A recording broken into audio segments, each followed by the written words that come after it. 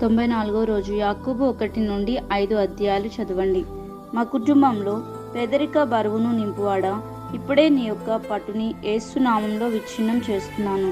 దేవుని దహించు అగ్నిచే నీ బరువును నువ్వే మోసుకుని వెళ్ళిపో. నా కుటుంబంలో చెడు బరువును నింపువాడా, వంచువాడా, ఇప్పుడే మీ యొక్క పట్టుని విచ్ఛిన్నం చేస్తున్నాను. మేము నీకు సంబంధించిన వారం కాము.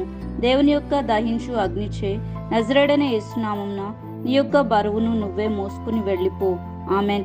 నా కలలో నా జీవితానికి విరోధంగా ప్రతి చెడు బరువును రూపించువాడా, ఇప్పుడే నీ యొక్క పట్టును విచ్ఛిన్నం చేస్తున్నాను. దేవుని యొక్క దహించు అగ్నిచే నజరేయుడైన యేసు నామమున నీ యొక్క బరువును నువ్వే మోసుకుని వెళ్ళిపో. ఆమెన్. నా జీవితంలో ఉన్న ప్రతి ఒక్క సాతాను బరువు భారమును దేవుని దహించు అగ్నిచే నజరేయుడైన యేసు నామమున ఇప్పుడే తీసివేయబడును గాక. ఆమెన్.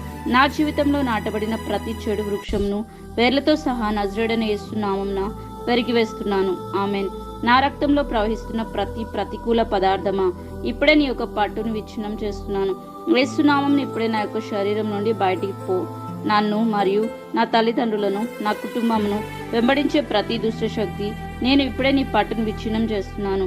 మమ్మల్ని విడిచిపెట్టి నజరేయుడైన యేసు నామమున మిమ్మును పంపిన వాని యొద్దకే తిరిగి వెళ్ళిపోము. నా తండ్రి ఇంటి నుండి నన్ను వెంబడించే ప్రతి దుష్ట శక్తి నేను ఇప్పుడే నీ పట్టును విచ్ఛిన్నం చేస్తున్నాను.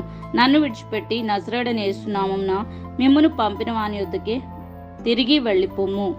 పరలోకమందున మా తండ్రి, నా ప్రార్థనలన్నిటికీ సమాధానాలు ఇచ్చినందుకు నజరేయుడైన యేసు నామమున మీకు కృతజ్ఞతాస్తుతులు చెల్లిస్తున్నాను.